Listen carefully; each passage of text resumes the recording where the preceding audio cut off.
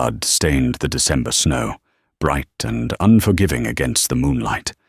Deep in the treacherous peaks of the Bitterroot Mountains, a lone woman fought a losing battle against the freezing winds, her body curled fiercely around 9 tiny, mewling lives. Her alpha was miles away, unaware his legacy was freezing to death. Declan Ridge, alpha of the Silver Peak Pack, stood by the floor-to-ceiling windows of his Seattle penthouse, staring blindly at the relentless rain. To the human world, Declan was a ruthless real estate mogul, a man who had built a billion-dollar empire from the ground up. To the supernatural world, he was the Alpha King of the Pacific Northwest, a predator of unmatched strength. But right now, he was simply a ghost haunting his own life. It had been exactly 6 months since Vivian vanished. Vivian Hayes, his mate, his Luna. She had been on a routine visit to the eastern border near Spokane, driving her armored SUV through the mountain pass. The local authorities found the vehicle at the bottom of a 200-foot ravine, the metal twisted into an unrecognizable husk, the driver's side door ripped off its hinges. The interior had been painted with her blood, but her body was gone. The human police ruled it a tragic accident, theorizing she had been thrown into the churning rapids of the river below. The pack believed she had been ambushed by a rival faction. Declan had torn the mountains apart with his bare hands. He had led search parties for 60 days straight, refusing to sleep, refusing to eat, until his beta and lead enforcers physically dragged him back to the territory. The mating bond inside his chest had gone utterly silent, a dark, suffocating void that usually meant only one thing: death. "Declan, you need to sign these." The smooth, authoritative voice broke through his dark reverie. Declan didn't turn around as Arthur Harding, his chief financial officer and high-ranking pack elder, stepped into the office. Arthur was a man of impeccable tailoring and sharp, calculating eyes. He had been a mentor to Declan's late father and had seamlessly transitioned into advising Declan. "Leave them on the desk, Arthur," Declan rasped, his voice rough from disuse. "The pack is growing restless, Declan," Arthur pressed, stepping closer.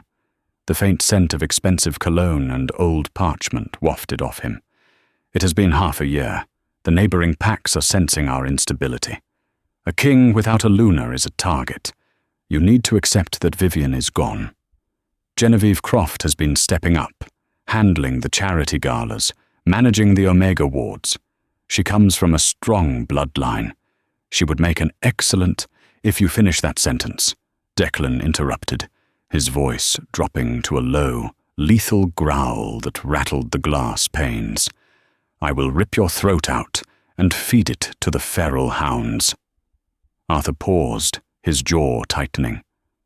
"I am only thinking of the pack's survival, Alpha." "Get out!"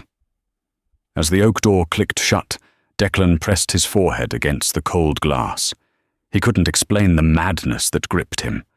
The bond was silent, yes, but deep in his marrow, something refused to let go. He felt a phantom ache, a bizarre, heavy, pulling sensation in his gut that had been growing stronger over the last 3 weeks. Suddenly, his office phone buzzed. It was the private, encrypted line used only by his elite guards. He snatched it up. "Speak." "Alpha," came the breathless voice of Liam, his lead enforcer. "We caught a rogue near the northern logging roads. He was trying to pawn something at a supernatural black market in Portland. You need to get down to the holding cells right now." "I don't deal with petty thieves, Liam. Handle it." "Declan," Liam said, using his first name, a severe breach of protocol that made Declan freeze. He was trying to sell the Moonstone locket. Vivian's locket. The world tilted on its axis. Within 20 minutes, Declan was deep in the subterranean levels of the pack's headquarters. The holding cell smelled of damp concrete, fear, and blood. Liam stood over a battered, terrified rogue whose hands were bound with silver-laced chains. On the metal table between them rested a heavy silver necklace, its center holding a flawless, glowing moonstone. Declan picked it up. His thumb brushed the clasp. It was Vivian's. He had secured it around her neck on the night they were mated. He moved so fast the human eye couldn't track it. In a fraction of a second, Declan had the rogue pinned against the concrete wall, his forearm crushing the man's windpipe. Declan's eyes had bled from their normal, stormy grey to a glowing, predatory gold. "Where did you get this?" Declan's voice was the sound of grinding tectonic plates. "I swear I didn't kill her," the rogue choked out, his legs kicking for purchase. "I found it! I just found it!" "Where?" "Up north. The Bitterroot Mountains, near the abandoned Black Creek logging camp. I was scavenging for supplies 3 days ago. I saw a woman. She was hiding in the old ice caves above the tree line." Declan loosened his grip slightly, his heart hammering violently against his ribs. "You saw her? What did she look like?" "Dark hair, blue eyes. She looked half dead. Alpha, I swear." The rogue gasped, coughing violently. "But I didn't go near her. I swear to the goddess I didn't." "Why not?" Liam demanded, stepping forward. "If she was half dead, a scavenger like you wouldn't just walk away from an easy target." The rogue shuddered, his eyes widening with genuine terror as he looked at Declan. "Because she wasn't alone. She was huge, Alpha, heavily pregnant. And there was a scent around that cave. Something dark, a death squad. Someone else was hunting her, and I didn't want to get caught in the crossfire. She dropped the necklace on the trail and I grabbed it and ran." "Pregnant?" The word struck Declan like a physical blow. The phantom ache in his gut, the strange pulling sensation. It wasn't madness. It was the biological tether of a father to his unborn pups. The mating bond to Vivian had been suppressed, masked by something incredibly powerful, but the blood tie to his children had been growing. If she was pregnant when she crashed, it had been 6 months. Werewolf pregnancies only lasted 3. She had been hiding for 6 months. "Liam," Declan commanded, dropping the rogue to the floor. "Mobilize the strike team. Ground the corporate jets. Prep the helicopters. We are going to the Bitterroots. Now." The blizzard was a monstrous, living thing. The helicopters could only get them within 10 miles of the Black Creek logging camp before the crosswinds threatened to tear the rotors apart.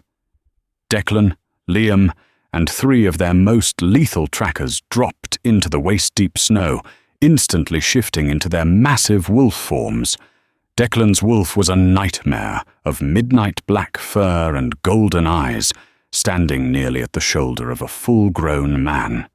He led the pack, tearing through the snowdrifts with a desperate, frantic energy. The temperature was plunging well below 0. Humans would die out here in minutes. Even wolves would freeze if they stopped moving. "Hold on, Vivi. Please, goddess, hold on." They reached the abandoned logging camp by midnight. The wooden cabins were collapsed, buried under years of snow. Declan shifted back to his human form, ignoring the biting frost as he hastily pulled on tactical pants and a heavy parka from his pack. Liam and the others followed suit.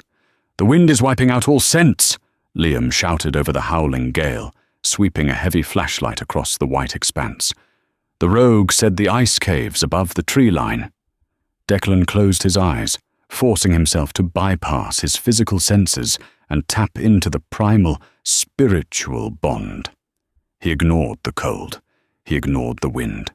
He reached into the dark void where Vivian's soul used to resonate against his. There. It was impossibly faint, like a single dying spark in an ocean of black water. But it was there, and surrounding it were tiny, fluttering pulses. Multiple pulses. "Up there!" Declan roared, pointing toward a jagged limestone ridge that cut into the sky. The climb was brutal. Ice sliced their hands, and the sheer altitude robbed them of oxygen. As they crested the ridge, the storm seemed to scream in protest. Tucked beneath a massive overhang of rock, a dark fissure opened into the side of the mountain. Declan was the first inside. The sudden absence of the wind was jarring, replaced by the eerie, hollow silence of the cavern. He clicked on his tactical flashlight. The beam cut through the freezing darkness, illuminating a scene that would haunt Declan Ridge for the rest of his immortal life. The smell hit him first. Copper, raw meat, amniotic fluid, and the sharp, sour tang of adrenaline and frost. Near the entrance of the cave lay the massive, shredded carcass of a mountain lion. Its throat had been entirely ripped out, the blood frozen solid into red ice across the stone floor. Deeper inside, huddled against the farthest wall of the cave, was a shape. "Vivian," Declan breathed, his flashlight trembling. He ran toward her, falling to his knees on the freezing stone. She was in her human form, but she was unrecognizable. Her once glowing skin was a terrifying translucent grey, marred by frostbite and deep, jagged claw marks from the mountain lion. She was emaciated, her cheekbones jutting out sharply, but it was what she was holding that made Declan's breath completely leave his lungs. Curled against her bare chest, tucked under a makeshift nest of her torn, bloody coat and the fur she had somehow skinned from the dead predator, were the pups. They were impossibly small, blind, and covered in fine, downy hair. They were squirming weakly, letting out tiny, high-pitched mews. 1, 2, 3, 4, 5, 6, 7, 8, 9. 9 pups. An impossibly massive litter. A biological miracle that would have killed even a healthy, fully supported Luna in a sterile hospital ward. Vivian had birthed them here, on the freezing stone, fighting off a mountain lion in the middle of labor.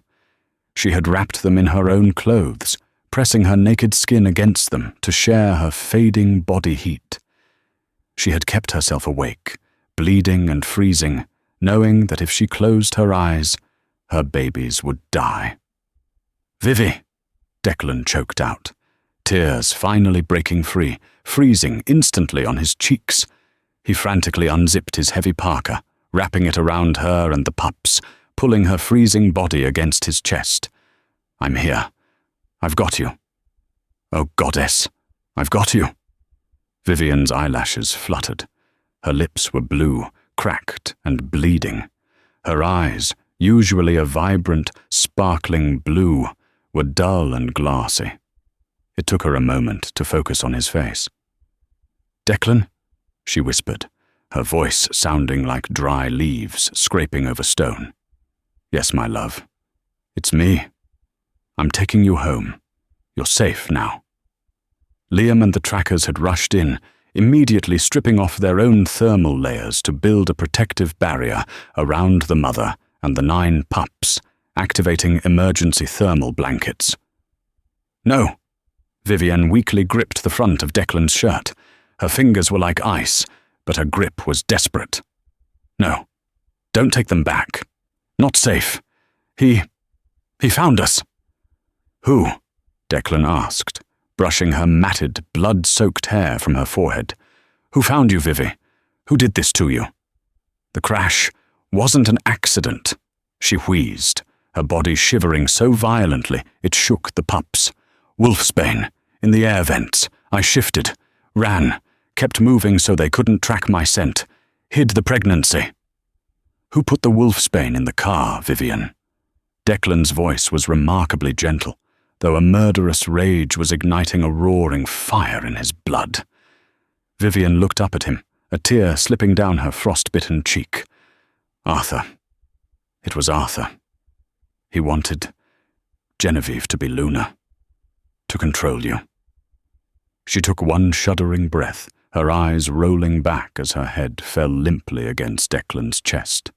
The faint spark of her life force through the mating bond flickered, threatening to go out entirely. "Medic!" Declan roared, the sound echoing off the cave walls like a clap of thunder. "Get the emergency beacons off! Now! Nobody dies tonight! Hold her steady!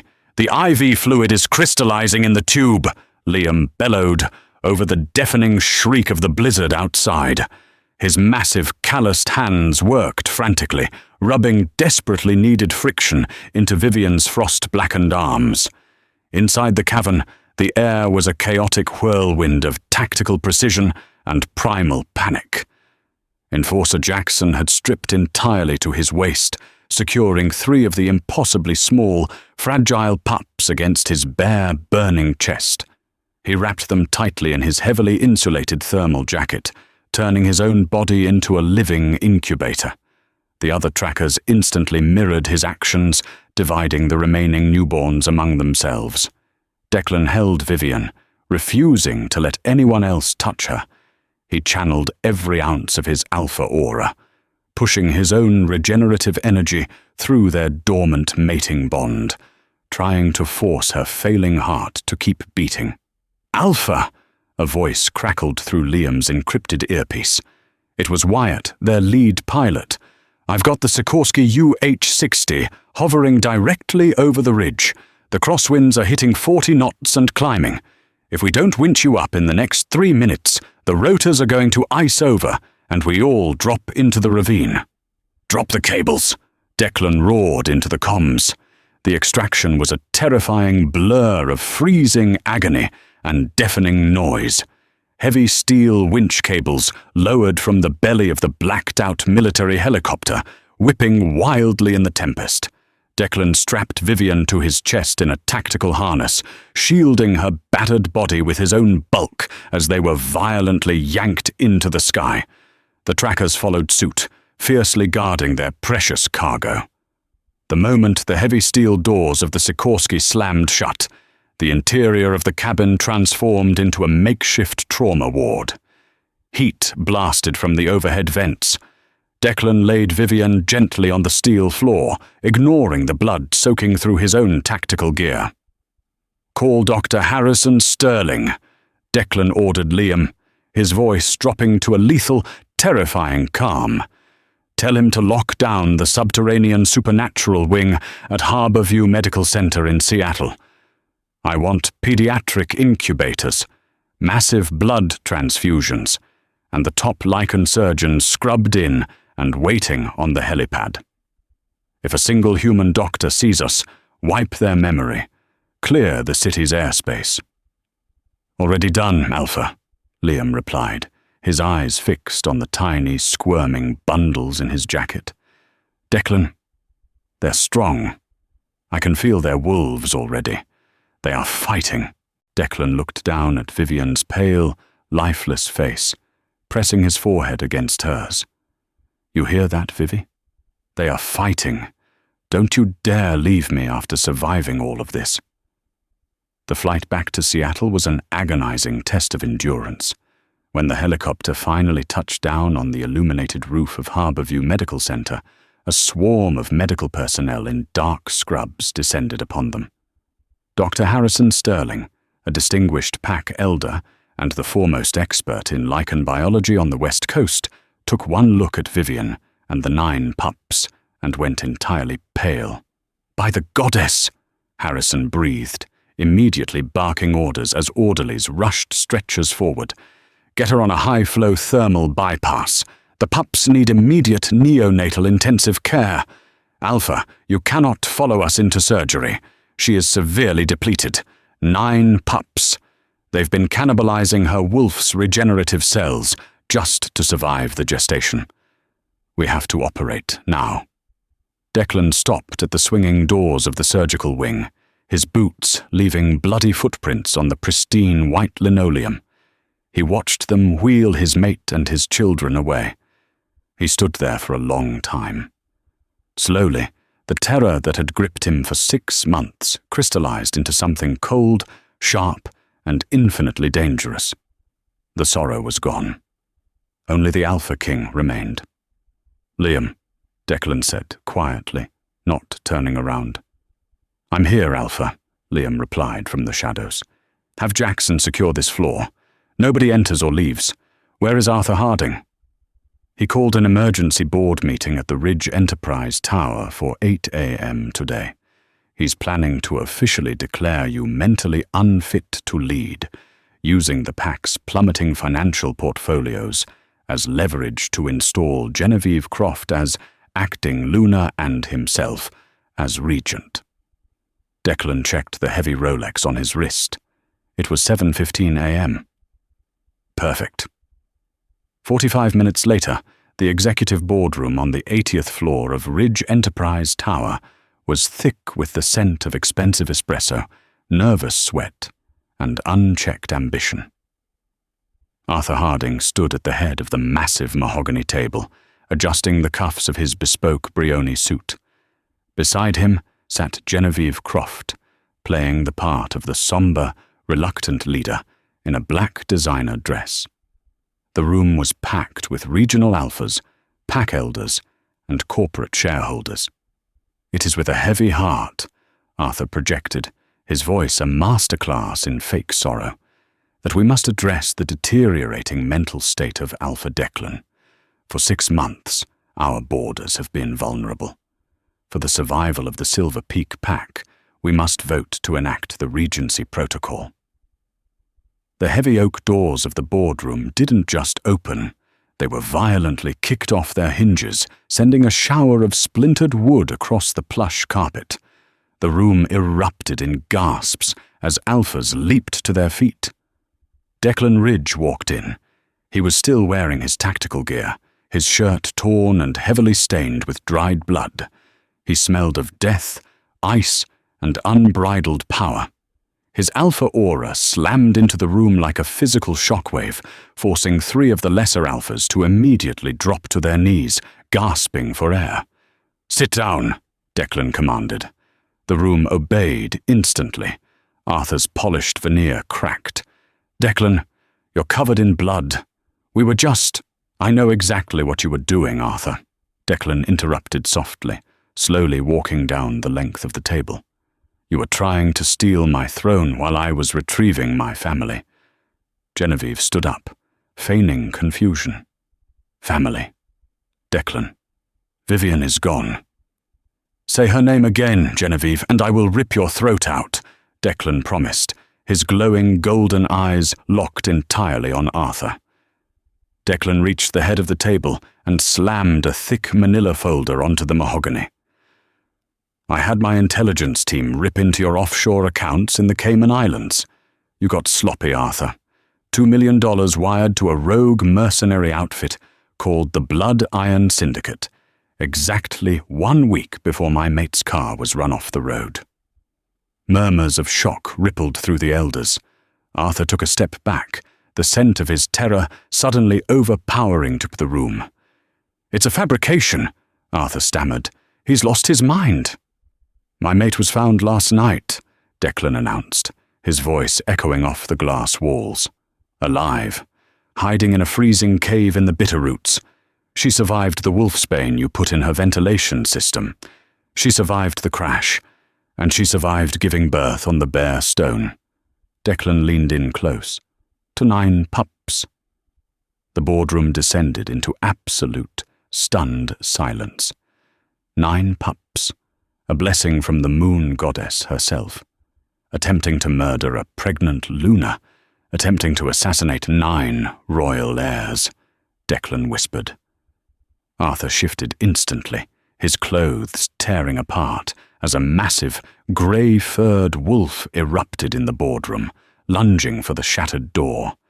Declan was faster, his arm extended, his hand transforming into a massive clawed paw that slammed Arthur's wolf form to the floor, crushing his spine against the carpet.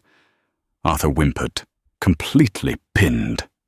"Genevieve," Declan said, his claws digging deeper into Arthur's back. Genevieve trembled violently against the wall. "I didn't know about the assassination, I swear." "You are banished," Declan declared. If you are found within 500 miles of my territory, you will be hunted. Leave." Genevieve scrambled over the broken doors and fled. Declan looked down at the whimpering grey wolf. "Let this be the only warning I ever give." With a sickening crunch that echoed through the silent room, the Alpha King executed the traitor. He stood up, wiping the blood from his hands with a linen napkin. "The meeting is adjourned," Declan said calmly. "I need to get back to my wife." For 3 weeks, the subterranean wing of Harborview Medical Center was transformed into an impenetrable fortress. Enforcers guarded every entrance, the stairwells and the elevator shafts. Inside, the sterile white walls of the VIP recovery suite felt a world away from the snowy hell of the Bitterroots. Declan sat in a plush armchair beside the hospital bed, his elbows resting on his knees, his chin propped on his hands. He hadn't left the room. He managed his billion-dollar empire from a secure tablet, signing multi-million-dollar contracts with one hand while keeping his other hand firmly wrapped around Vivian's. "You're staring at me again, Alpha," Vivian murmured, her voice still raspy, but the color had finally returned to her cheeks. The extensive frostbite had been healed by the combination of top-tier medical care and her wolf's accelerated regeneration, though a few faint, silvery scars remained on her arms, badges of her unimaginable survival. Declan smiled, a genuine, soft expression that the corporate world never saw. He brought her knuckles to his lips, pressing a kiss to her skin. "I'm making sure you're real. Every time you close your eyes, I'm terrified I'm going to wake up back in that empty penthouse." Vivian shifted, wincing slightly as her healing muscles protested, and reached out to cup his jaw. Her thumb traced the dark circles under his eyes. "I'm real, Declan. I'm here. I fought too hard to let some mountain lion and a corrupt elder keep me away from you." The mating bond between them, once a silent, agonizing void, was now a roaring fireplace of warmth and light. Declan could feel her emotions as clearly as his own, exhaustion, relief, and an overwhelming, fierce love. "Speaking of fighting," Dr. Harrison Sterling said, as he pushed open the door, holding a thick medical chart. The elder doctor had a warm smile on his face, though he looked almost as exhausted as Declan. "I think it's time for the Queen to see her army." Vivian gasped, trying to sit up completely, her eyes wide with desperate anticipation. "They're out of the incubators. Are they breathing on their own? Harrison, please tell me." "Peace, Luna." Harrison chuckled warmly, holding up his hands. "They are perfectly healthy. In fact, their growth rate is terrifying. They inherited their father's absurd constitution and their mother's sheer willpower. Nurse Clara, bring them in." The double doors swung wide. A specialized, custom-built, oversized medical crib was wheeled into the room by 3 grinning nurses. Declan stood up, helping Vivian swing her legs over the edge of the bed. He supported her waist as they walked over to the crib. There they were. 9 perfect, squirming miracles. They had grown significantly in 3 weeks. Their eyes were open, revealing a mix of stormy greys and vibrant, striking blues. "Look at them," Vivian breathed, tears streaming down her face as she reached in, gently tracing the cheek of a tiny boy with a mop of raven hair. "Goddess Declan, look at what we made." "You made them, Vivi," Declan said softly, wrapping his arms around her from behind, resting his chin on her shoulder. "You kept them alive. You are the strongest creature I have ever known." They spent the next hour simply watching them. There were 5 boys and 4 girls. The eldest boy, who was already significantly larger than the others and fiercely protective, constantly wedging himself between his siblings, was named Ronan. The smallest girl, who had inherited her mother's bright blue eyes and a surprisingly loud, demanding howl, was named Lyra. "The pack is calling them the 9 Pillars," Declan murmured, watching Ronan playfully chew on Lyra's ear. "Word has spread across the continent. With Arthur gone and the elders in line, there isn't a single pack in North America that will dare challenge our borders now. They know the Silver Peak bloodline is untouchable." Vivian leaned her head back against Declan's chest, feeling the steady, reassuring thrum of his heartbeat. "I don't care about the politics, Declan. I don't care about the borders right now. I just want to take them home." "We will," Declan promised, pressing a kiss to the crown of her head. "Tomorrow. I've had the penthouse completely renovated. An entire floor is just a nursery, and I've doubled the perimeter security. Nobody will ever touch you again." Vivian turned slightly in his arms, wrapping her arms around his neck. She looked deeply into his golden eyes, seeing the fierce, unwavering devotion that had driven him through the darkest 6 months of his life. "I know, Declan. I'm not afraid anymore." The next morning, the Alpha King and his Luna walked out of the hospital, stepping into the brisk, grey morning of Seattle. Flanked by a heavily armed escort of elite enforcers, Declan carried 2 custom carriers, while Vivian proudly carried a third, refusing to let the nurses help her. As they stepped into the waiting convoy of black SUVs, the rain finally stopped, and a rare beam of sunlight broke through the Pacific Northwest clouds, illuminating the path ahead. The Bitterroot Mountains had tried to claim his world, but they had fundamentally underestimated a mother's primal endurance. Declan stood by the nursery glass, his arm securely around Vivian's waist, watching their 9 miracles breathe in unison. The Alpha King had his Luna back, stronger than before, and the Silver Peak pack would reign unchallenged for generations. They were no longer just survivors. They were an unbreakable legacy.